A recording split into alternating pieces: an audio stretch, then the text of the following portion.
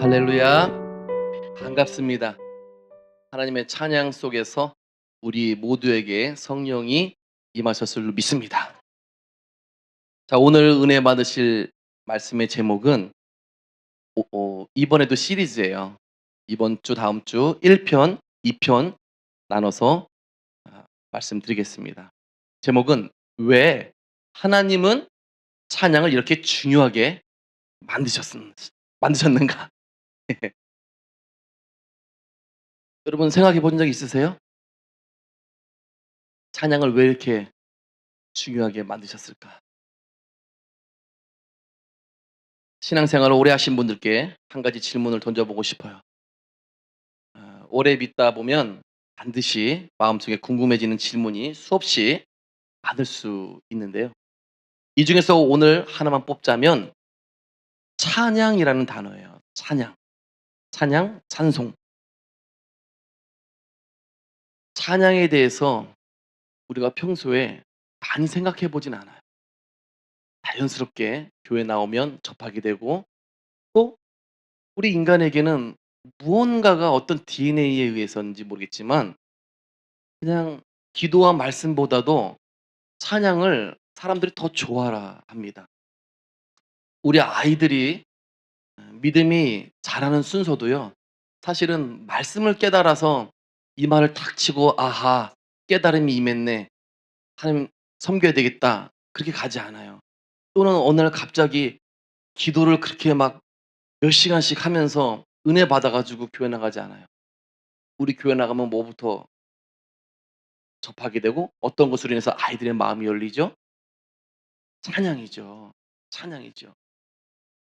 저도 어릴 때 가만 생각해 보면은 다른 거는 기억이 안 나요. 말씀 기억이 잘 안 납니다. 근데 기도 이건 더 기억 안 나요. 아시죠? 그 어릴 때는 기도를 해본 적이 없어요. 예. 솔직하잖아요. 오히려 찬양이 기억에 남아요. 찬양이. 우리 중등부 때 고등부 때 어떻게 했어요? 그때 막 그냥 교회 오빠들이 그냥 기타 치고 그냥 드럼 날리면서 그냥 막 자매들의 마음을 어? 하나님께 드려야 되는데 본인들이 훔쳤는지 몰라? 하나님께 인도해야지. 자, 어쨌거나 우리가 어릴 때 그렇게 하나님을 악기를 대동해서 신나게 찬양했던 거는요, 걔가 기억이 납니다. 생생하게 기억나요. 중등부 때, 또 고등부 때, 청년부 때, 또 수련회 가서는 더 열심히 찬양했던, 뜨겁게 찬양했던 그 기억들이 아직도 생생하게 남아 있어요. 그만큼 찬양은 우리 사람들하고 특히 우리 크리스찬들하고는요, 떼내야 뗄 수가 없는 그런 관계인 것 같아요.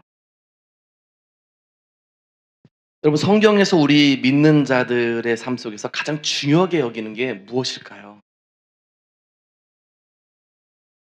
기도? 네, 기도라고 말씀하실 거예요. 너무나 중요하죠. 기도 정말 중요합니다.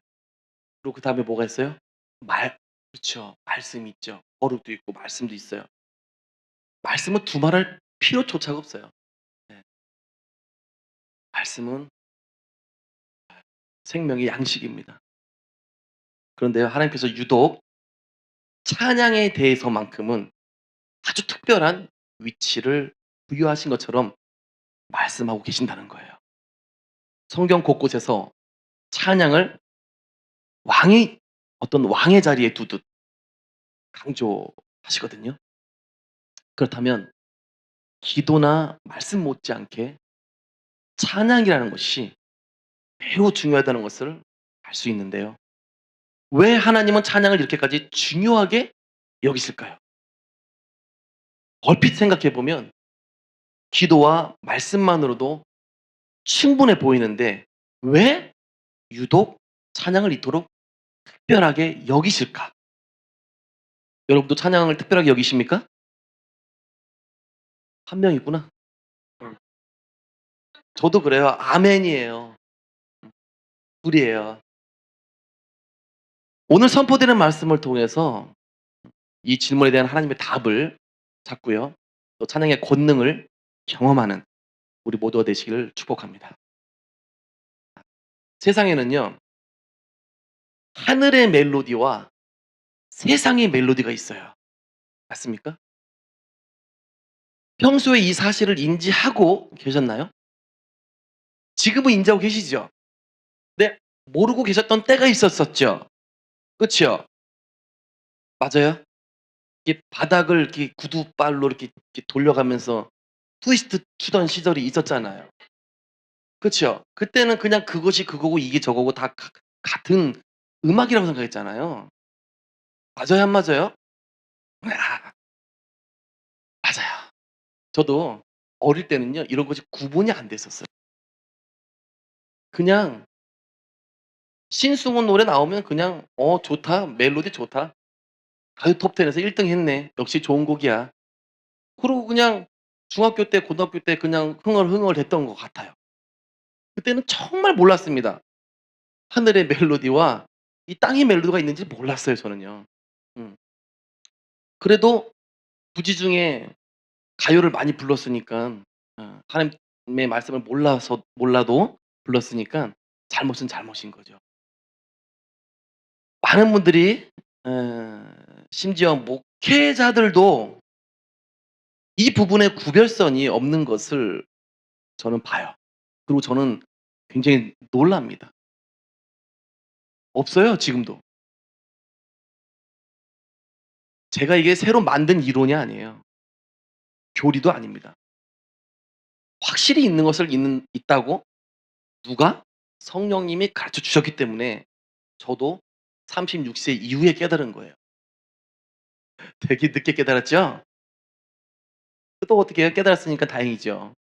그런데 지금 교회나 어 뭐야 기도원이나 어떤 목회자들은 이 구별선이 없다고요. 구획이 안 된다고요. 이 기준이 없어요. 여러분 우리가 부르는 모든 노래가 다 같은 노래가 아니라는 사실입니다. 똑같은 음표를 쓰죠. 똑같은 악기로 연주를 합니다.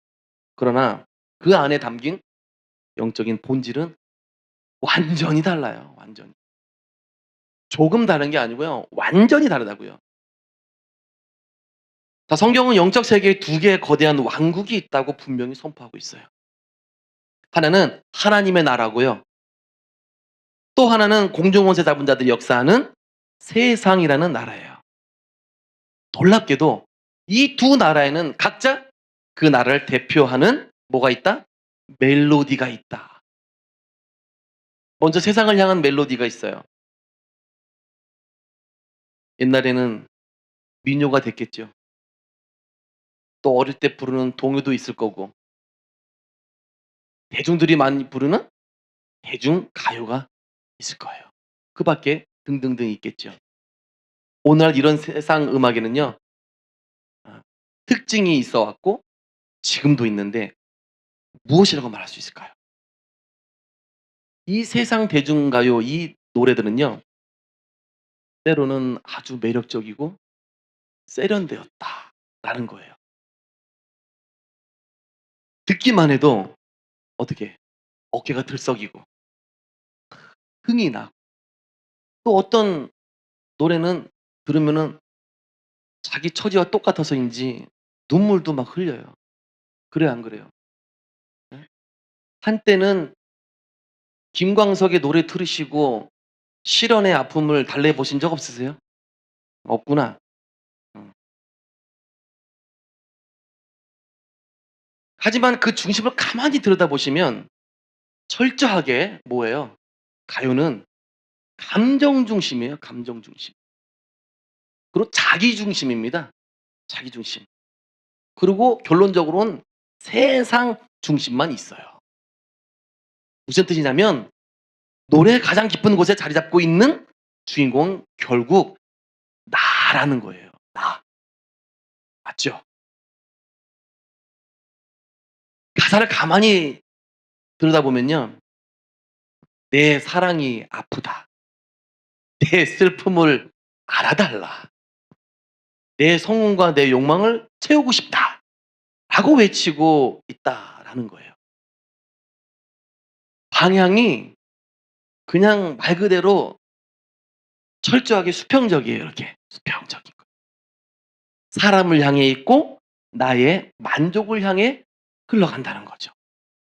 자 그렇다고 대중음악이나 세상 노래가 도덕적으로 무조건 나쁘다는 뜻이 아닙니다. 그리 뭐야 그림과 같이 그림과 같이 아름다운 예술일 수 있어요. 예술일 수 있어요. 하지만 분명한 사실은 세상적인 노래는 찬양과는 영적인 방향이 전혀 다르다는 거예요. 나아가는 방향 자체가 완전히 달라요. 자 보세요. 하늘을 향한 멜로디는 그 특징이 너무나 선명합니다. 여기에는 사람이 보이지 않아요. 사람이 없습니다. 오직 하나님 중심, 경배 중심, 영광 중심이에요. 아멘?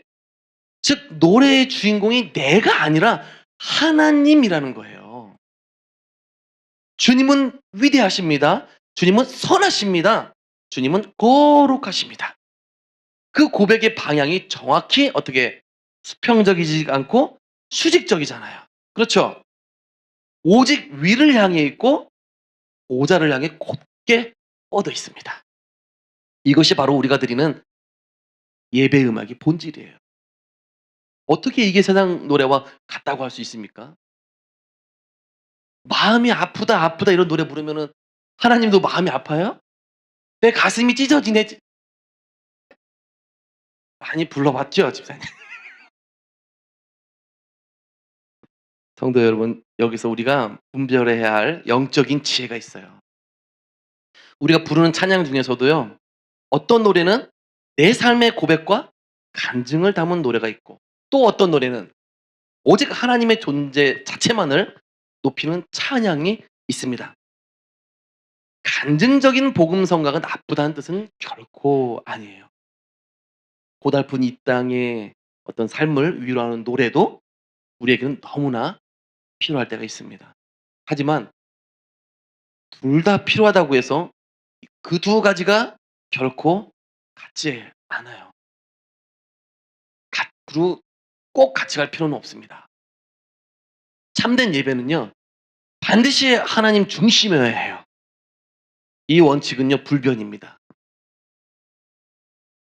어떤 목사님이 설교할 때 가요 멜로디에다가 가사를 붙여서 하더라고요. 하나님께서 안 기뻐하세요. 안 좋아하십니다, 여러분. 어떻게 하셨어요? 어떻게 안 좋아하는지 어떻게 하셨어요, 하나님께서? 그냥 감으로 때려 맞췄어? 어. 하도 질문들을 많이 하니까 이젠 잘 때려. 어. 맞는 확률이 높아진다고 갈수록. 자 제가 하늘산 기도원에서 예배드릴 때 여러분 옛날에 뭐 대중가요 중에 굉장히 히트쳤던 가시나무인가? 맞아요? 내 속에 너가 너무 많어. 어.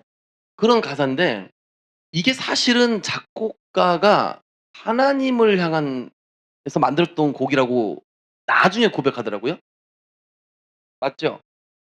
그래서 이거를 복음성가의 개념으로 어떤 복음성가의 어떤 레벨 위치까지 놨더라고요. 그래서 하늘산 기도원에서 이 찬양을 부르는 거예요. 아니 죄송해요. 찬양이 아니고 이 곡을 부르는 거예요. 설명을 하면서 "이런 곡은 이렇게 해서 탄생됐고 이런 곡을 우리는 불러도 됩니다. 한번 불러 봅시다." 해 가지고 부르는 거예요. 그런가 보다. 나도 지식이 없으니까. 그런가 보다 하고 따라 부르려고 했어요. 근데 있잖아요. 주변 사람들은 이상하게 다 따라 부르더라고요. 근데 저는 입이 순간 딱 다물어지는 거예요. 내가 안 나와. 딱 다물어져요. 그래서 왜 그래?" 이거 부르려고 또 입을 떼려고 그러면 딱 다물어져요. 한마디도 부르지 못했어요. 한마디도. 왜 그런가, 왜 그런가? 그 곡이 끝날 때까지 저는 못 불렀어요. 입이 안 열려 가지고. 그리고 곰곰이 생각해 봤습니다. '이게 하나님을 그러면 찬양하는 곡이 맞아?' 여러분 이 곡이 비하하는 건 아니에요. 정말 잘 만든 곡이에요. 근데 이게 누구에게 처음에 영광을 돌린 거예요? 방향이? 세상을 향했고 사람을 향했잖아요. 이미 세상 사람들이 사랑했고 세상에 있는 사람들에게 어떤 영광을 안겨주고 또 세상적인 방식으로 감동을 줬어요.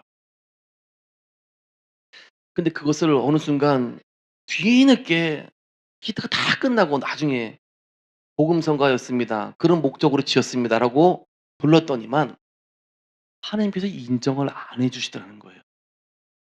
저는 그때 알았어요. 정말 그때 깨달았습니다.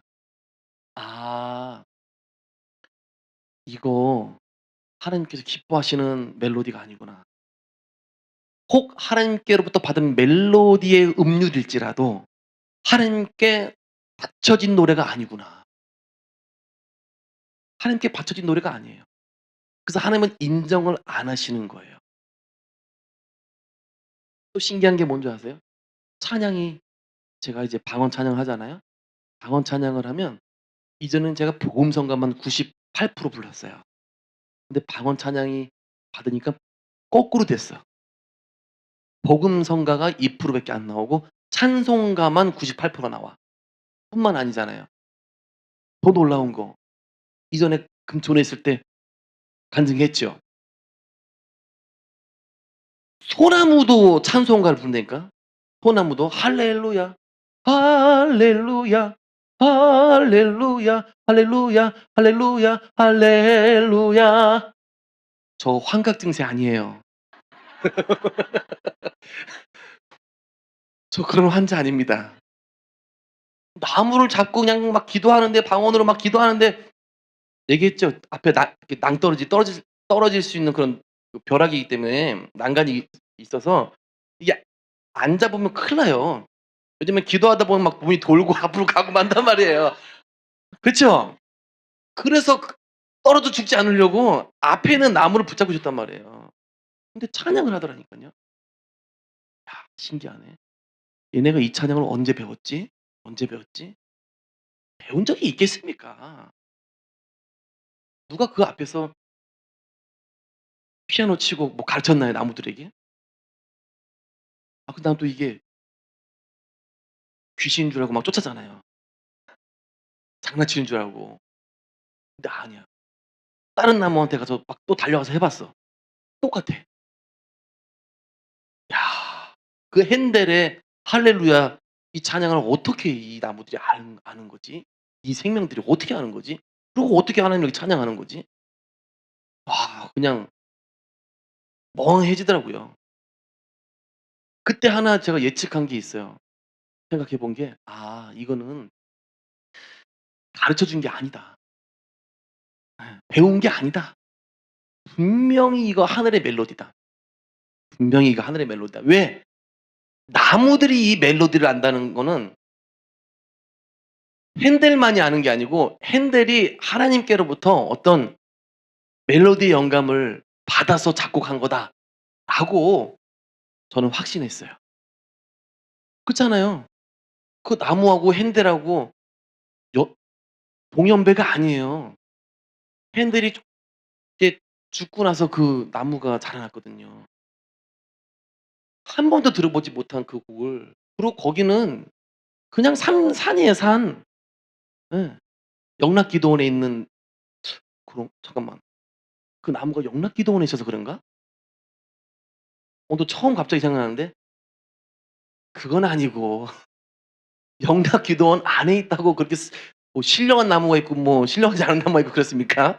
예 그런 건 아니고 생명력이 있는 그 나무 자체가 하나님을 배우지도 않은 곡을 가지고 찬양하더라 이거예요. 얼마나 놀랍습니까? 그때 내가 '아 이거 하늘의 멜로디가 있다. 하늘의 멜로디가 있다.' 그렇게 깨달은 거예요. 세상의 멜로디도 보세요. 세계적으로 유명하신 분. 막 작사 작곡할 때 그 영감 어디서 오는 거예요? 할멈 말고 영감 그 작곡가들은 평소에는 아무 생각이 없대요. 근데 음악을 지으려고 하면 자기 안에서 뭔가 나오는 거예요. 그 멜로디 같은 것들이. 그럼 빨리 잊어버릴까 봐 이거를 막 콩나물을 빨리 그리거든요. 아니면 녹음을 시켜 놓고. 그쵸? 그거 어디서 나오는 거예요? 세상 노래니까 세상 주관자들에게서 나오겠죠. 그래서 세상 주관자들이 딱 신곡을 발매하면 어떻게 돼요? 난리 나죠.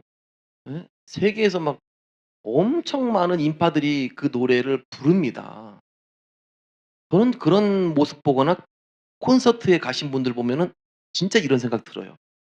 '야 저 자리의 주인공이 하나님이어야 되는데 와 어떻게 이렇게 전 세계적으로 모여 가지고 무슨 운동장인지 경기장인지 꽉 채우고 저렇게 찬양을 할까? 예배를 찬송을 부를 찬송이래. 가요를 부를까?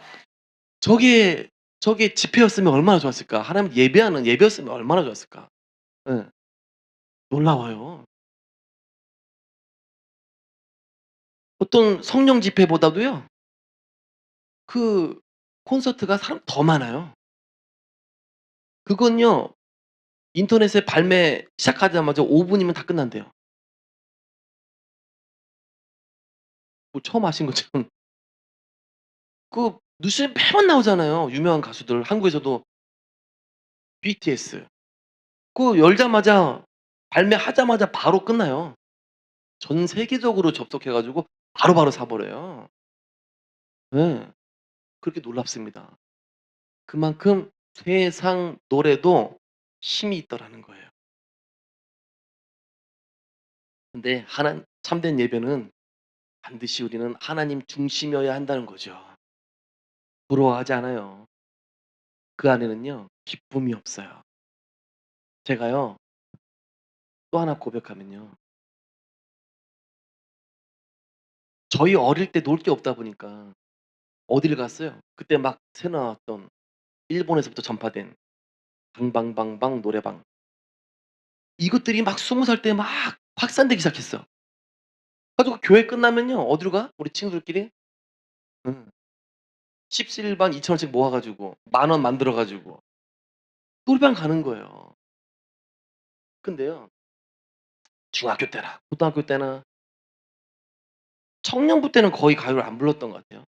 그냥 잘 몰랐던 초등학교, 중학교, 한 고등학교 때까지 그냥 히트곡들만 몇 번 이렇게 부른 적이 있는데 이 제가 '이상하다, 이상하다.' 느낀 게 있어요. 이건 분명히 제가 그때 짚고 넘어갔던 문제이기 때문에 기억을 하고 있는 거예요. 가요를 부르면 어떤 곡은 신이 나는 노래는 신이 나고 또 감미로운 노래는 또 어떤 감동이 있긴 있어요. 그런데 제가 세상 노래도 부르고 교회 가서 찬양도 부르는데 전 둘 다 해 봐서 알잖아요. 예. 근데 확실히 세상 노래와 하나님의 노래는 차이가 있다는 걸 알았어요. 그 기준이 뭐였냐? 기쁨이에요. 세상 노래는 그렇게 내가 열심히 따라 불러 봤고 잘 불러 보려고 연습도 해 보고 해 봤는데 좋은 곡은 좋은 곡인데 부르고 나면 허탈한 마음이 있었어요 항상. 근데요 교회에 와서 별 세션들도 아닌데 그냥 오합지졸들이 모여 가지고 드럼 치고 기타 치고 뭐 베이스 치고 탬보린 치고 하는데요. 내 안에 기쁨이 있어요. 저는 그 당시에 이게 뭔지 몰랐어요. 그냥 내 순수하게 느낀 감정을 '이게 뭐지? 아니 왜 세상 노래는 아무리 불러도 기쁨이 없는데 왜 하나님 노래를 부르면 기쁨이 있고 감동이 있고 그런 왜 그런 거지?' 근데 그때도 답을 못 찾았어요. 그냥 '신기하네, 신기하네. 근데 해답을 모르겠네.' 하고 넘어간 거예요. 그러다가 36년 지나서 36살 지나서 함께 은혜 받고 방언 찬양과 또 하늘산에서의 그 경험을 통해서 '하늘의 멜로디와 이 땅의 멜로디가 있다. 그리고 이것이 구별된다. 더 나아가서 하나님을 믿는 자들은 하늘의 멜로디만 입 밖에 내야 된다.'라는 것을 제가 깨달았다니깐요. 그러니깐 "참된 예배는 반드시 하나님 중심이어야 된다." 이 말과 같이 되는 거예요. 성경이 보여주는 천국의 노래를 보세요. 천국에서는요, 인간의 눈물이나 어떤 스토리, 또 인간의 성공 스토리 노래하지 않습니다. 천국 온 땅에 울려 퍼지는 멜로디는 오직 하나죠. "거룩하다, 거룩하다, 거룩하다 만군의 여호와여. 죽임을 당하신 어린 양이 영광과 존귀를 받으시기에 합당하도다." 이게 가사예요. 이렇게 노래 부르고 있는 거예요. 음. 우리도 하잖아요. 거룩 거룩 거룩 찬양하죠. 여기는 성경에 기록되어 있는 그대로예요. 천사들이 "거룩하다 거룩하다 거룩하다 만군의 여호와여." 아 죄송해요. 갑자기 음료를 넣으려고 하니까 기지 재주가 없는 제가. 예. 실제로 천국에서는 오직 하나님만 노래하고 있다는 겁니다. 이렇게. 이것이 바로 영원한 하늘의 찬양이라는 거예요. 여러분, 우리가 이 비밀을 진짜 깨달을 때 우리는 왜 이 소리와 멜로디가 영적 세계를 뒤흔드는 강력한 통로가 되는지 알 수 있게 됩니다. 여러분, 우리가 영적 전쟁에서 승리하기 위해 반드시 먼저 인정하고 넘어가야 할 사실이 있어요. 한 가지 사실이 있습니다. 그것은요, 영적 세계는 소리와 매우 깊이 연결되어 있다는 사실이에요. 소리와. 이건 단순히 우리 기독교만의 독특한 교리나 개념이 아닙니다. 놀랍게도 세상의 거짓 종교와 무속 신앙에서도 이 원리를 기막히게 알고 사용한다는 거예요. 한번 생각해 보세요. 옛날 시골에 사셨던 분들, 또는 방송에서 많이 보았을 거예요. 무당이 구슬하는 장면들 보신 적이 있어요, 없어요? 직접도 있고 뭐 모르면 간접적으로 뉴스에 나오니깐 많이 봤죠. 무당들이 영을 이렇게 불러 모으고 구술 시작을 할 때 가장 먼저 무엇을 합니까? 그들이 모여서 심오하게 기도를 합니까? 아니면 책을 펴 놓고 설교나 강의를 해요? 아니죠. 기도가 먼저가 아니고 말이 먼저가 아니고 찢어질 듯한 북소리, 징소리, 장구와 어떤 뭐 꽹과리 소리가 사방을 진동하며 어떻게 먼저 울려 퍼지잖아요. 맞죠? 저들은 귀가 먹먹할 정도로 거친 소리를 왜 이렇게 질러댈까요? 그들은요, 수천 년 동안 귀신을 섬기면서 경험적으로 너무나 잘 알고 있었던 거예요. 영적 존재는 소리에 반응한다는 사실을. 그 현란한 소리로 인간의 어떤 정신을 혼미하게 만들고, 그리고 악한 영적인 분위기를 조성한 다음에 귀신 역사가 시작되거든요. 소리, 즉 멜로디는 눈에는 보이지 않지만 영적인 그 어떠한 능력이 있다는 거예요. 그들이 그냥 약 팔려고 그렇게 하는 게 아니에요. 저 어릴 때 약 파는 장수들은 약 팔 목적으로 시끄럽게 떠들었어요. 막 차력도 하고. 어.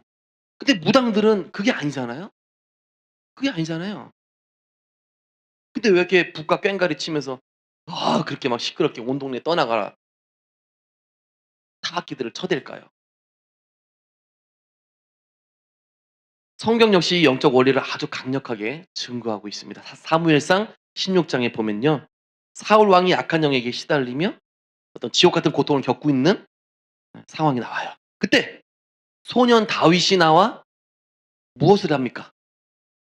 다윗이 사울의 머리에 손을 얹고 간절히 부르짖어 기도했습니까? 아니죠. 아니면 대단한 신학적인 말씀을 어떻게 사울에게 선포하면서 훈계했습니까? 아니잖아요. 성경은 다윗이 그저 수금을 잡아서 손으로 연주했다고 말하고 있어요. 단지 찬양의 악기 소리가 울려 퍼졌을 뿐인데 그것뿐인데 사울을 그토록 괴롭히던 악한 영이 순간 떠나가고 사울이 상쾌하여 낫게 되었다. 이렇게 나와 있어요. 설교한 거 아니죠. 안수한 거 아니죠. 무릎 꿇고 서로 막 머리 맞대고 기도한 거 아니잖아요. 그쵸? 그냥 때리링 때리링 찬양만 했는데 어? 찬양만 했는데도 이렇게 영이 도망갔다라고 나와 있는 거예요. 즉 뭐예요? 그 멜로디, 그 소리에 어떠한 영이 반응을 했다는 거예요. 맞죠? 요 바로 이 장면에서 우리에게 엄청난 영적 대원칙을 보여주고 있다는 것을 발견하셔야 돼요. 즉 영적 세계는 인간의 말보다 먼저 소리에 반응한다라는 거. 소리에 반응한다. 왜 그렇습니까? 왜 그럴까요? 우리 하나님께서 이 온 우주 만물을 창조하실 때 어떻게 창조하셨어요?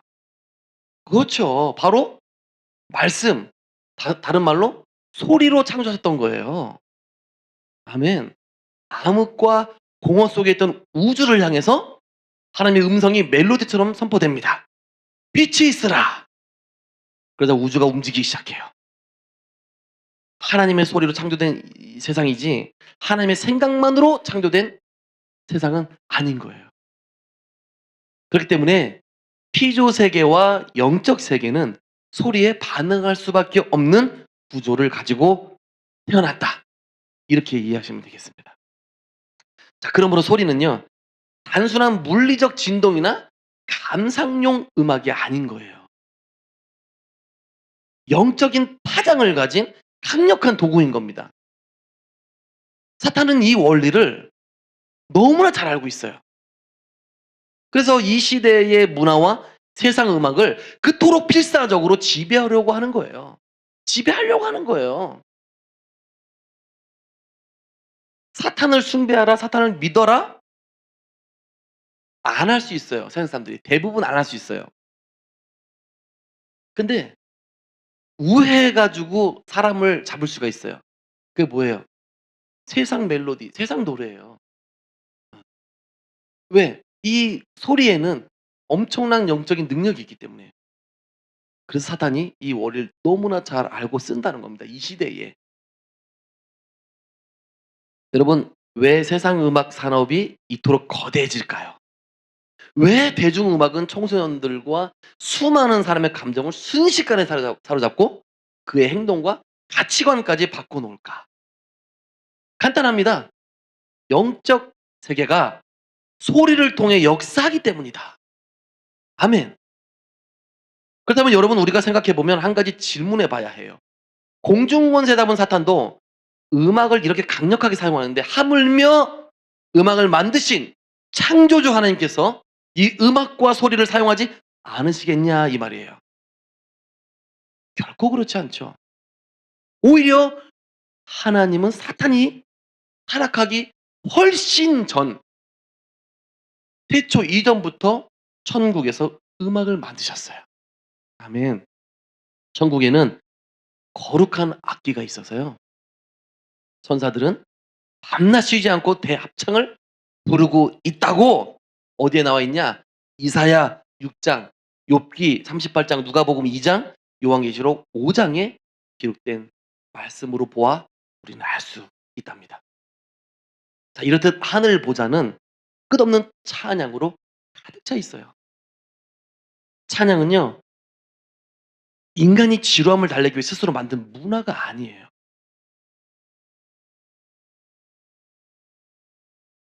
조금 우울한데? 아유, 조금 좀 심심한데?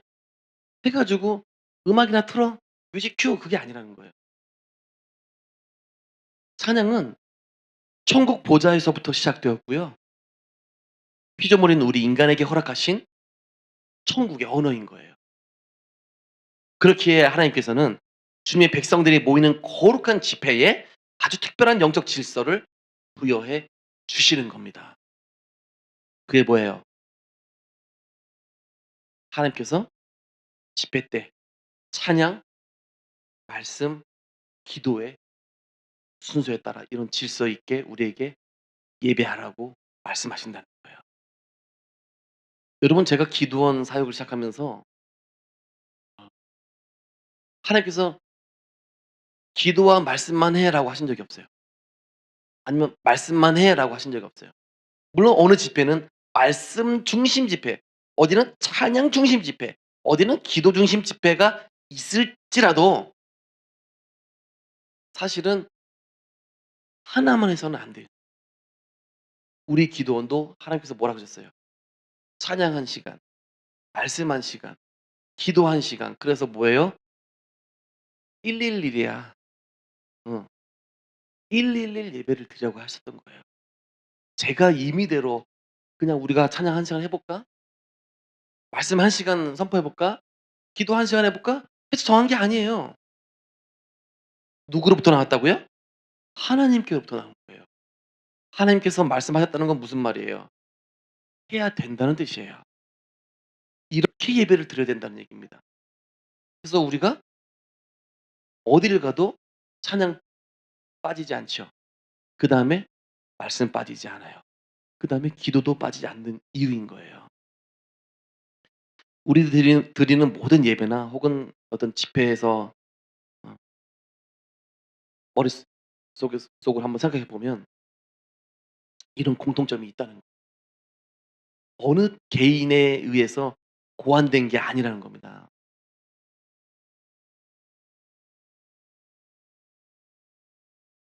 시간 배분을 하려고 대충 짜 맞춘 순서가 절대 아닌 거예요. 이것은 깊은 어떤 영적인 원리가 담겨 있어요. 이것도 성경적인 질서입니다. 왜냐하면 하나님께서는요. 이 순서를 통해서 일하시기 때문에 그래요. 이 순서를 통해서. 무슨 처음 듣는 소리 이렇게 하시는 분들이 계실지 모르겠지만 음 대부분 하나님께서 이 순서에 따라서 일을 하십니다. 단계를 짚어 볼까요? 첫 번째 단계는 찬양이에요. 찬양은요. 하나님의 임재를 부르는 단계입니다. 임재를 부르는 단계.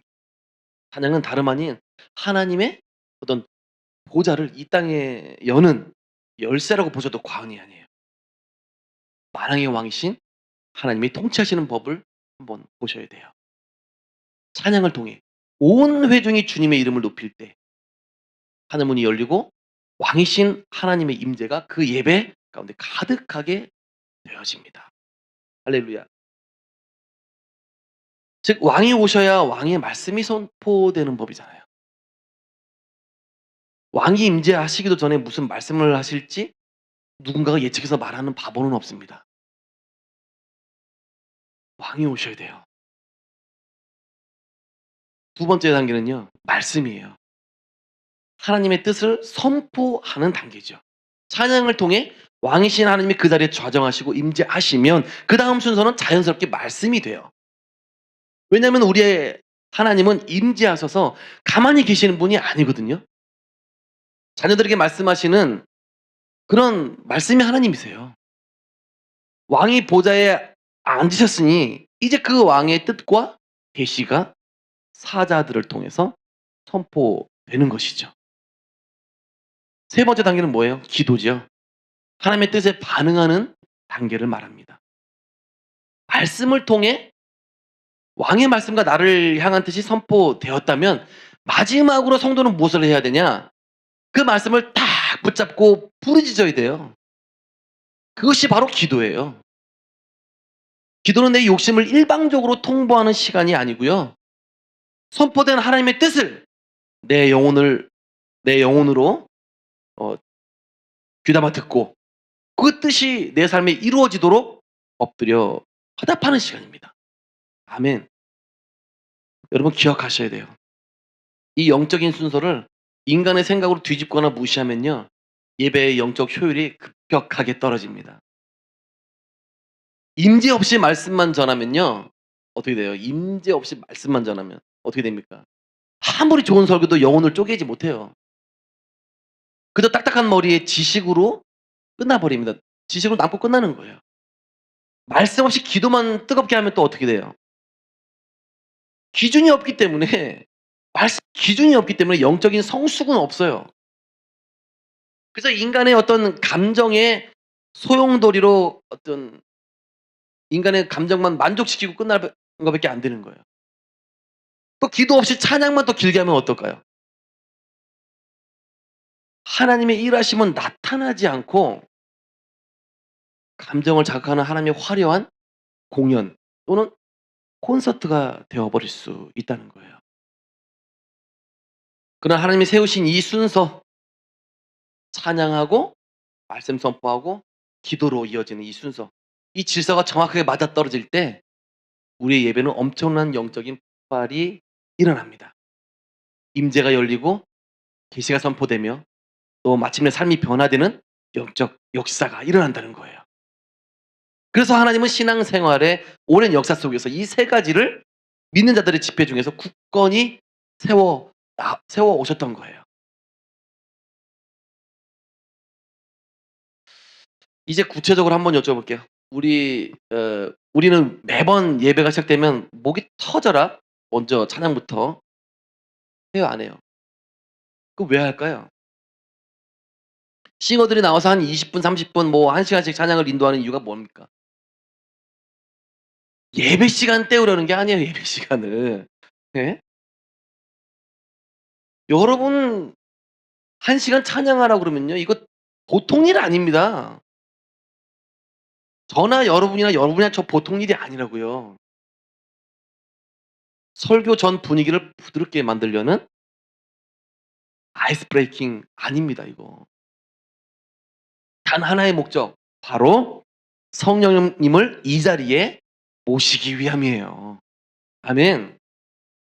성경에 나오는 움직일 수 없는 증거 보여드리겠습니다. 역대하 5 장을 보면요. 솔로몬 왕이 성전을 완공하고 역사적인 성전 봉헌식을 드린 장면이 나와요. 온 이스라엘이 모인 그 엄숙한 자리에서 제사장들이 나팔 불고 노래하는 자들이 일제히 소리 높여 하나님을 찬양하기 시작해요. 이렇게요. 선하시도다.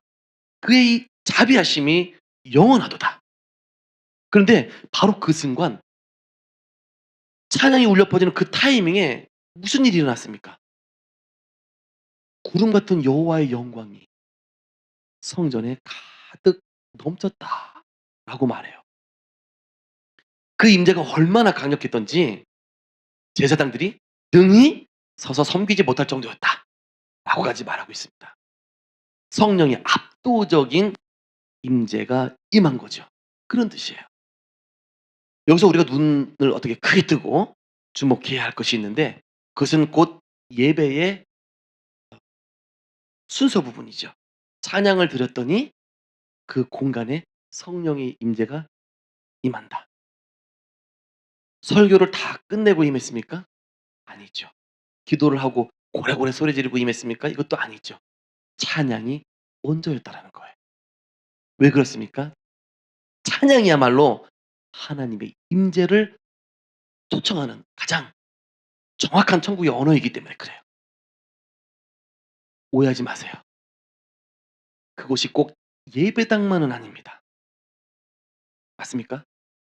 장소는 상관없어요. 찬양이 있는 어디든 하나님의 임재는 있을 수 있어요. 여러분 하나님은 이 온 우주의 통치자이신 왕이십니다. 아멘이십니까? 보통 한 나라의 왕이 행차하실 때 옛날에 왕궁으로 들어오실 때 무엇이 울려 퍼집니까? 하여튼 뭔가 울려요, 악기가. 조선시대 안 살아 봐 가지고 모르겠네. 당당한 왕의 창가가 울리고요. 웅장한 나팔 소리가 온 거리를 메우게 됩니다. 심지어 보세요. 우리 살고 있는 이 현대도 똑같잖아요. 한 나라 대통령이 다른 나라 가면 국빈 예우를 한답시고 어떻게 해요? 딴딴따단 딴따단 따다단 따다다다단 딴따단 따다다단 따다다 하잖아요. 별 악기를 다 대동해 가지고 멋있게 하잖아요. 그렇게 초청하잖아요. 대대적인 환영식을 하잖아요. 맞아요. 이렇게 생각하시면 쉽다 이거예요. 우리가 드리는 찬양이 바로 왕이신 하나님을 우리 가운데로 모셔드리는 영적인 웰컴송인 거예요. 아멘. 믿으시기 바랍니다. 그래서 시편 22편 3 절은 명확하게 선포하고 있어요. 이스라엘의 찬송 중에 계시는 주여 주는 거룩하시니이다. 여러분 하나님은 대단한 지식이 있는 곳에 거하시겠다고 하지 않으셨어요. 하나님은 주님의 백성들이 주님을 높여 부르는 바로 찬송 중에 당신의 보좌를 펴고 좌정하신다. 이렇게 성경에 기록되어 있는 거예요. 여러분 기도와 찬양의 이 위대한 차이를 꼭 이해하셔야 합니다. 기도는 마치 우리가 하나님께 열심히 찾아가서 말하는 것이라면 찬양은요 하나님을 우리 삶의 한복판으로 모셔오는 행위예요. 놀랍죠? 여러분이 열심히 기도하는 거는요 막 하나님께 막 달려가 가지고 "하나님, 하나님 내 말 좀 들어보세요. 어쩌고저쩌고 이저저쩌고." 막 그러는 거예요. 예? 내가 가야 돼. 근데 찬양은요 하나님을 모셔오는 거예요. 어. 국빈을 모시는 겁니다. 할렐루야. 다시 말하면 기도는 우리가 하나님께로 나아가는 영적인 길을 닦는 것이고 찬양은 하나님께서 직접 우리 가운데 걸어오시도록 보좌를 까는 행위인 거예요. 걸어오시도록. 아멘. 그래서 집회가 시작되면요. 우리는 다른 무엇보다도 찬양부터 올려드려야 하는 이유인 거예요. 그냥 뭐 남들이 뭐 찬양부터 하더라 해서 하는 게 아니에요. 다 영적인 원리와 이유가 있는 거예요.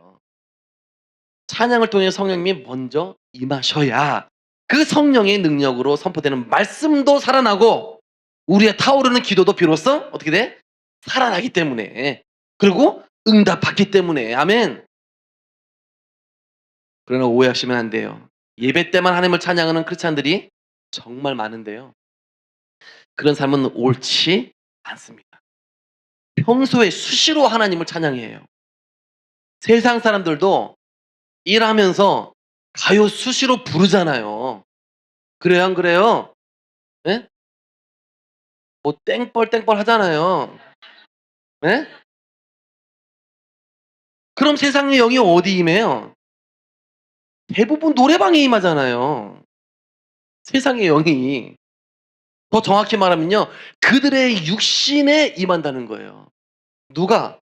누구야? 사탄마귀 아니면 귀신. 그들 중에 한 명이겠죠. 거꾸로 말하면 우리가 평소 삶 속에서 끊임없이 찬양을 한다면 우리 영혼의 성령이 충만하게 임재하신다는 거죠. 맞죠? 성령 충만한 사람의 가장 강력하고 확실한 특징이 혹시 무엇인지 아세요?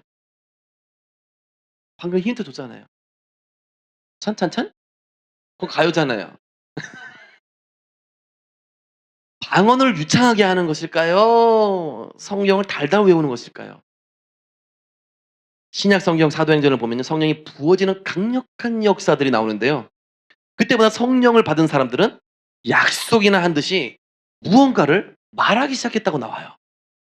그런데 신기하게도 그들이 신앙 말씀을 가르치기 전에 깊은 어떤 중보 기도를 깊게 뿜어내기 전에 그들의 입술에서 가장 먼저 터져 나온 것은요. 하나님을 높이는 대찬양과 방언이었다. 이렇게 기록하고 있습니다. 자, 베드로가 이방인이었던 백부장 누구죠? 고넬료의 집에 가서 복음을 전할 때 말씀을 듣던 모든 사람에게 성령이 내려오셨는데 이때의 상황을 성경이 이렇게 기록하고 있습니다. 사도행전 10장 46절이죠. 이는 방언을 말하며 하나님 높임을 들음이러라. 자, 여기서 하나님을 높였다는 것이 바로 하나님을 찬양하고 그분의 위대하심을 고백했다. 그런 의미예요. 그런 뜻입니다. 아멘. 바울 사도가 에베소서 5장 18절에서 그 유명한 명령을 내리지 않습니까? 술 취하지 말라. 이는 방탕한 것이니 오직 성령으로 충만함을 받으라. 자, 성령 충만을 받으라고 강력하게 선포한 바로 그다음 구절에 무슨 명령이 이어지는지 아십니까? 19 절에 이렇게 말씀하죠. "시와 찬송과 신령한 노래들로 서로 화답하며 너희의 마음으로 주께 노래하며 찬송하며." 아멘. 성령 충만의 첫 번째 열매는요. 성령이 내 안에 가득 찼을 때 가장 먼저 툭 터져 나오는 외적인 증거는 다름 아닌 찬양이라는 거예요. 왜 그럴까요? 성령님은 하나님을 미치도록 사랑하게 만드는 영이시기 때문에 그래요. 여러분, 누군가를 지독하게 사랑하면 내 마음에 주체할 수 없는 기쁨이 가득하면 자신도 모르게 입술에서 어떤 콧노래가 흘러나와요. 영적인 원리도 이와 비슷합니다. 성령으로 내 영혼이 가득 채워지면요. 성령 충만하면요. 환경은 여전히 힘들고 눈물 나도 내 깊은 은밀한 곳에서부터 하나님을 향한 사랑의 노래가 가만히 있어도 새어 나온다는 거예요. 그냥 새어 나오게 되는 거예요, 그냥. 틈만 나면 찬양이 입에서 맴도는 분들이 계십니까, 혹시? 축복합니다. 축복해요. 그런 분들은요. 성령 충만한 상태예요. '성령 충만한 상태다.'라고 가르쳐 주고 있는 거예요. 자기가 부르고 싶은 마음이 없는데 그냥 나와요. 예, 나옵니다. 성령 하나님을 숨길 수 없어요. 하나님의 임재를 숨길 수 없도록 찬양이 나오는 거예요, 계속. 저거 그래서 구박을 많이 받았다니까. 운전할 때도 찬양 나와, 걸어갈 때도 찬양 나와. 계속 찬양 나오니까 입 좀 다물라고. 아니, 내가 지어서 하는 게 아닌데 어떻게 입을 다물어. 응? 내 안에 있는 그분이 역사하시는 걸 나보고 어쩌라는 거야. 응? 그리고 성령님은 여기서 한 걸음 더 나아가 어떤 성도들에게 방언 찬양이라는 너무나 아름답고 신비로운 은사를 부어 주세요. 이 방언 찬양은요. 내 머리로 가사를 생각하고 쥐어짜거나 내서 부른 노래가 아닙니다. 내 지성과 지식을 뛰어넘어서 내 안에 계신 성령님이 내 영과 더불어 하나님께 직접 올려드리는 가장 순수한 하늘의 노래인 거예요. 아멘. 바울 사도도요. 고린도전서 14장 15절에 이 비밀을 분명히 고백했습니다. 그러면 어떻게 할까? 내가 영으로 기도하고 또 마음으로 기도하리라. 내가 영으로 찬송하고 또 마음으로 찬송하리라. 바울은 마음, 지성이죠. 지성. 이 마음으로만 찬송한 것이 아니라 영으로도 찬송한다라고 말을 해요. 즉 이 말은 인간의 언어적 한계를 뚫고 나오는 영의 노래가 분명히 존재한다는 뜻입니다. 이것은 곧 천국의 언어로 드리는 완벽한 뭐다? 방언 찬양이라는 거예요. 이 놀라운 찬양의 비밀을 깨달을 때 우리의 찬양은요. 원수를 벌벌 떨게 만드는 무서운 무기가 되기도 합니다. 찬양은 가장 강력한 권능이자 실제적인 영적 전쟁의 무기예요. 기억하셨으면 좋겠어요. 정말 기억하셨으면 좋겠습니다.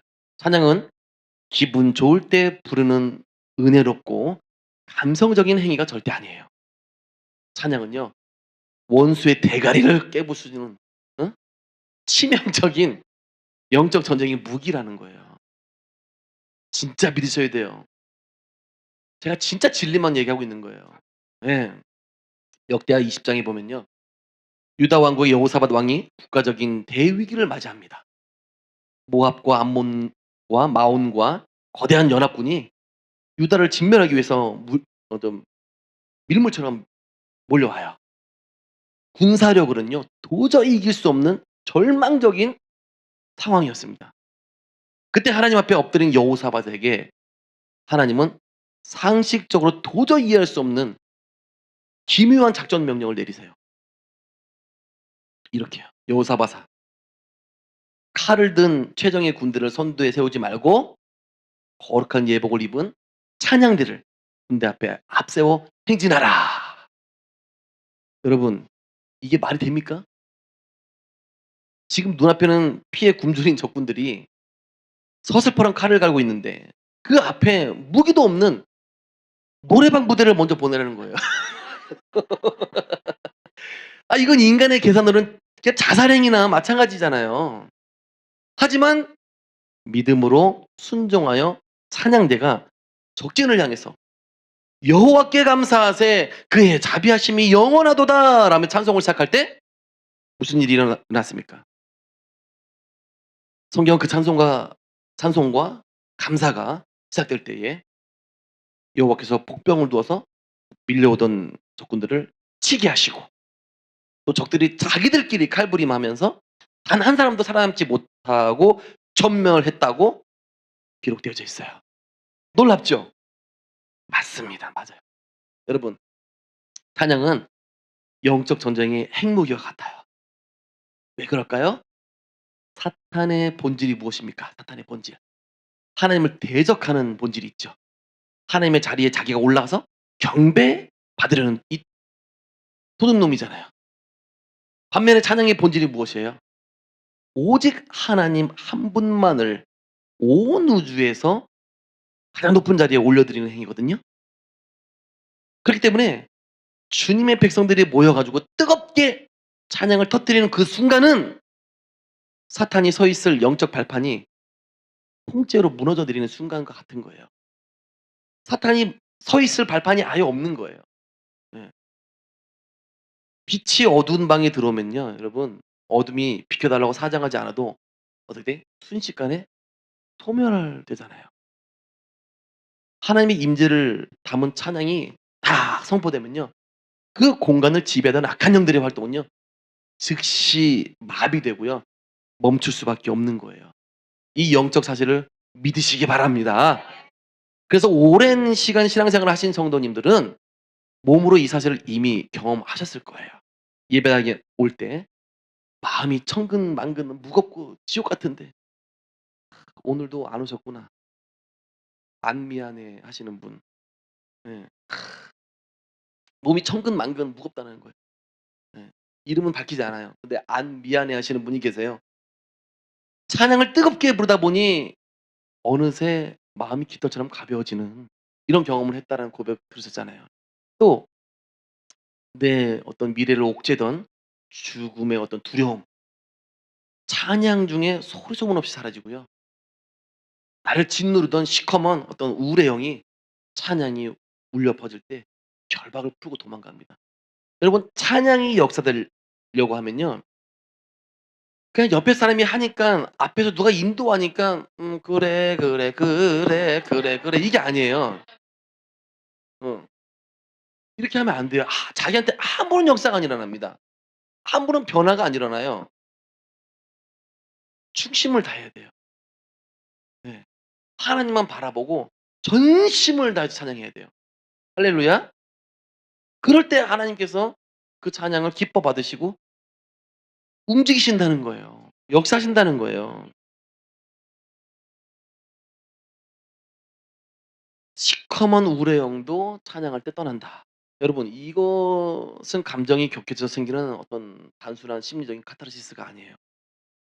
영적 세계에서 실제로 악한 영들이 쫓겨나고 사탄의 진이 파해지는 실제적인 영적 현상입니다. 저도 기도하면서 사탄과 치열하게 싸우다 보면요. 육신을 가진 인간이다 보니까 좀 지쳐요. 몇 시간을 그냥 막 해 봐요.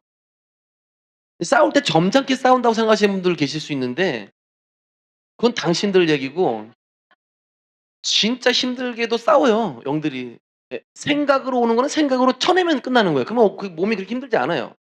하지만 육신을 치고 들어올 때는 육신의 힘이 들어가요. 예. 좀 지친다는 거예요. 그럴 때 찬양을 하면요. 놀랍게도 잠시 휴전 상태가 된다는 거예요. 싸움이 순간 멈춰 버려요. 이것은요. 제가 뭐 공부해서 알게 된 것이 아니고 누구한테 들어서 알게 된 게 아니에요. 성령님께서 자연스럽게 직접 저에게 가르쳐 주신 거예요. 그럴 때 예 잠시 누워 찬양하면서 저는 쉬는 거죠. 그만큼 전쟁이 치열했기 때문에 거리는 거예요. 예. 이때 찬양이 탁 입에서 나와요. 그럼 멈춰요. "아우 자 좀 쉬자. 워밍업 좀 하고 다시 몸 좀 풀고." 예. 그렇게 에너지를 충전했다가 또다시 일어나서 싸움이 시작되는 거예요. 그때 제가 알았다니깐요. '찬양이 나오니까 이 공격이 멈춰지네?' 예. 이렇게 깨달아진 거예요. 알게 된 거예요. 어떤 영서를 제가 막 뒤적거리다가 알게 된 게 아니고. 예. 하나님을 높이는 위대하고 거룩한 찬양은요. 사탄의 활동을 멈추게 하고 퇴출시키기도 할 수 있는 놀라운 영적 무기라는 것을 꼭 기억하시길 바랍니다. 그리고 아는 것만으로 그치지 마시고요. 오늘 알게 된 비밀로 인해서 수시로 찬양을 입술로 부르시기를 주님의 이름으로 축원합니다. 그렇기 때문에 영적인 비밀을 아는 지혜로운 성도들은 이 찬양의 능력을 절대 교회 안에서만 가둬두지 않아요. 수많은 성도가 가정에서 혹은 일터에서 이런 놀라운 간증을 고백합니다. "목사님, 집에서 하루 종일 찬양을 나지막하게 틀어 놓기만 했는데도 신기하게 집안 분위기가 완전히 달라졌어요. 맨날 싸우던 부부가 덜 싸우고 아이들이 거친 성격이 차분해졌습니다." 여러분 왜 이런 일이 일어날까요?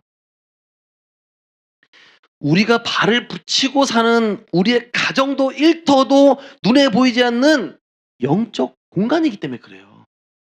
골로새서 말씀에는 분명히 우리가 살고 있는 이 땅이 보이는 세상과 보이지 않는 세상이 함께 공존한다고 나와 있어요. 우리가 육신으로 이렇게 살지만 동시에 영적인 세계도 같이 있는 거예요. 혹시 여기 악한 영들이 와 있나요? 예? 올 수 없지. 그렇게 찬양을 1시간 동안 하나님의 임재를 구해서 하나님의 임재가 있는데 아까 찬양할 때 제가 막 선이 막 올라가잖아요. 왜 내려가냐 막 올라가고 왜 내려가냐 올라가고. 응? 하나님의 임재가 있으면 손도 올라가요. 올라가는데 하나도 아프지도 않아요. 진동이 와요. 손이 막 그냥 막 율동을 하고 막 움직여져요 막 이렇게. 예? 이게 뭐예요 다. 그런 특징들이에요. 성령님이 이곳에 충만히 임재해 계신다. 사탄은 우리 집에 불화의 멜로디, 또 짜증의 멜로디, 음란과 탐욕의 멜로디를 끊임없이 틀어 놓으려고 틈을 노리고 있어요. 구약 성경을 보면요. 하나님께서는 당신의 백성들이 지은 성전을 향해 "내가 거하는 거처라고 말씀하세요. 그렇다면 오늘날 하나님의 거처가 어디입니까? 바로 찬양이 살아있는 그곳이 하나님의 거처가 되는 거예요. 내 가정에서 찬양이 흘러나오고 내 자동차 안에서 찬양이 울려 퍼지고 또 내 골방에서 찬송이 시작될 때 그 비천한 공간이 순식간에 만왕의 왕이 좌정하시는 거룩한 성전이 된다는 거예요. 하나님의 거처로 바뀐다는 거죠. 다시 한번 말씀드리지만 찬양, 음악 어떤 파일 자체에 무슨 마술 같은 마력이 있는 것은 아니에요. 그런 뜻이 아닙니다. 그 찬양 속에 담긴 하늘의 멜로디와 고백, 가사지요. 고백이 하나님의 임재를 강력하게 끌어당기는 은혜의 통로가 된다는 뜻이에요. 찬양은 보이지 않는 영적 세계를 향해서 "하나님 이곳에 오셔서 내 주제가 되어 주십시오."라고 끊임없이 초청장을 보내는 영적 행위와도 같습니다. 그리고 빛 대신 하나님이 그 초청을 받아서 우리 집에 임재하시는 순간 영적인 공기가 바뀌고 어둠과 분란의 영은 단 1분 1 초도 버티지 못하고 어떻게 돼요? 빨리 보따리 싸서 떠나는 거예요. 이게 영적 원리예요.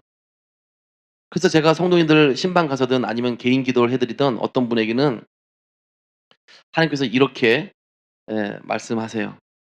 "찬양을 많이 부르라고 해라." 음. 어디 계셔?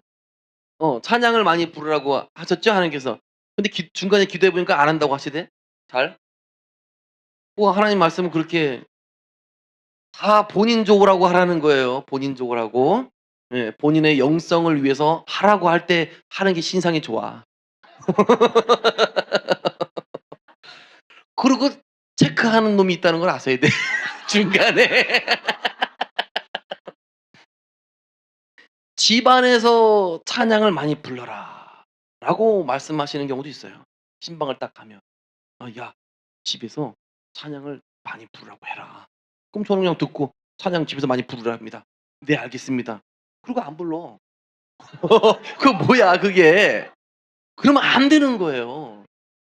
영적인 어떤 뜻이 있기 때문에 찬양을 하라는 거예요. 성령께서 그저 "너가 크리스찬이니깐 정체성을 확실히 하라."는 의미로 찬양을 많이 하라고 하시는 것이 아니라는 겁니다 여러분. 찬양은 영적인 공기를 바꿔요. 믿으십니까? 더러운 곳을 정화시킨다니깐요. 깨끗하게 하는 영적인 힘이 있어요. 여러분 그렇다면 하나님은 왜 우리에게 이 찬양을 그토록 강조하시는 걸까? 시편의 기자는 시편의 가장 마지막 구절인 150편 6 절에 우리를 향해 아주 무겁고도 강력하게 명령합니다. "호흡이 있는 자마다 여호와를 찬양할지어다." 할렐루야. 여러분 이 말씀은요. "기분 좋고 여유가 되면 찬양을 한번 해 보겠니?" 라는 부드러운 어떤 권유나 선택 사항이 아닌 거예요. 호흡이 있는 자라면 예외 없이 반드시 행해야 하는 엄중한 창조주의 명령이면서 인간의 의무라는 거예요. 왜 하나님은 찬양을 우리 인간의 필수적인 의무로 못 박아 두셨을까요? 그 답이 이사야 43장 21 절에 너무나 명확하게 기록되어 있습니다. 함께 읽어 볼까요?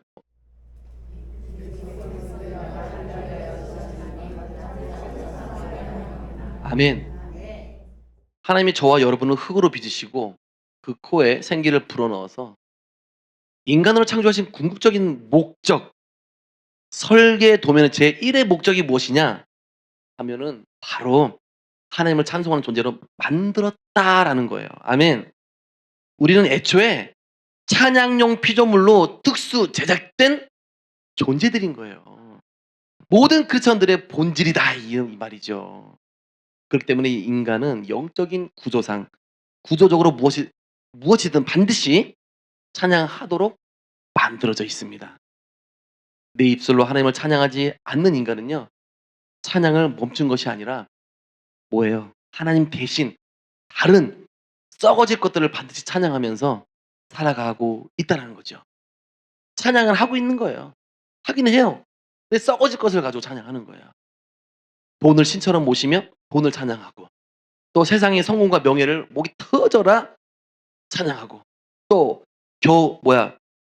거울 앞에 서서 자기 자신을 찬양하고 숭배하고 있다니깐요. 응? "거울아, 거울아 세상에서 누가 제일 예쁘니?" 그럼 거울이 솔직하게 얘기할 거예요. "너는 아니야." 문제는 내가 찬양을 하느냐 안 하느냐가 아닙니다. 내가 지금 무엇을 찬양하며 인생을 낭비하고 있느냐 이거인 거예요. 여러분 인간은 정말 찬양 없이는 단 하루도 살 수 없는 존재이기 때문에 그렇습니다. 왜 하나님은 찬양을 이렇게 중요하게 만드셨는가? 이제 그 답을 정리해 볼게요. 찬양은 단순히 예배 전에 부르는 준비 순서가 아닙니다. 준비 찬양 이런 거 없는 거예요. 찬양은 분위기를 띄우는 음악도 아니고요. 감정을 어떻게 위로해 주는 종교적인 노래도 아닙니다. 찬양은 처음부터 시작되는 하늘의 언어예요. 그리고 하나님을 이 땅에 모셔오는 어떤 왕의 행진곡이기도 합니다. 찬양은 성령의 임재를 부르는 초청장이에요. 찬양은 악한 영의 활동을 멈추게 하는 영적 무기입니다. 찬양은 하나님의 백성들이 하나님께 드리는 가장 순수한 사랑의 고백이기도 해요.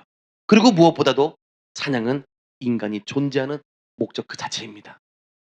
우리는 돈을 벌기 위해 창조된 존재가 아니에요.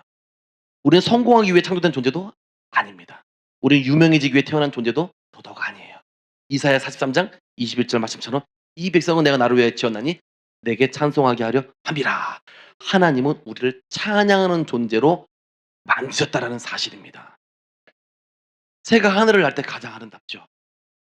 물고기가 물속을 헤엄칠 때 가장 자연스럽듯이 인간은 하나님을 찬양할 때 가장 인간답고 또 가장 행복하고 가장 본래의 모습을 회복하게 되는 거예요. 아멘입니까? 사탄은 이 사실을 너무나 잘 알고 있다. 그래서 우리의 입술에서 찬양을 뺏으려고 한다. 걱정을 넣어주고 원망을 넣어주고 불평을 넣어주고 두려움을 넣어주고 세상 노래만 가득 채워 넣으려고 한다. 왜냐하면 사탄은 알고 있기 때문에. 뭘 알고 있냐? 찬양하는 성도는 무너지기 어렵다는 것을 알기 때문에. 찬양하는 가정은 무너지기 어렵습니다. 찬양하는 교회는요 결코 무너지기 어려워요. 찬양하는 영혼은 사탄이 함부로 건드리지 못합니다. 그래서 우리는 이 시간 이후로는 힘들 때만 찬양하지 마시고, 은혜 받을 때만 찬양하지 마시고, 교회에서만 찬양하지 마시고, 아침에 눈을 뜰 때도 찬양하시고, 운전할 때도 찬양하시고, 일할 때도 찬양하세요. 눈물이 날 때도 찬양하시고, 아무것도 보이지 않을 때도 찬양하셔야 됩니다. 왜냐하면 찬양은 결과를 보고 드리는 것이 아니라 하나님이 여전히 하나님 되심을 믿기 때문에 드리는 것이기 때문입니다. 아멘. 찬양은 하나님께서 우리 인간에게 주신 가장 아름다운 선물이에요. 남은 인생 동안 입술이 마르도록, 또 목소리가 쉬도록 마음과 뜻과 정성을 다하여 하나님을 찬양하는 저와 여러분 되시기를 주님 예수 그리스도의 이름으로 축원합니다. 아멘. 오늘 주신 말씀을 기억하심으로 주의 삼창 부르시면서 통성하며 기도하시겠습니다. 주여, 주여.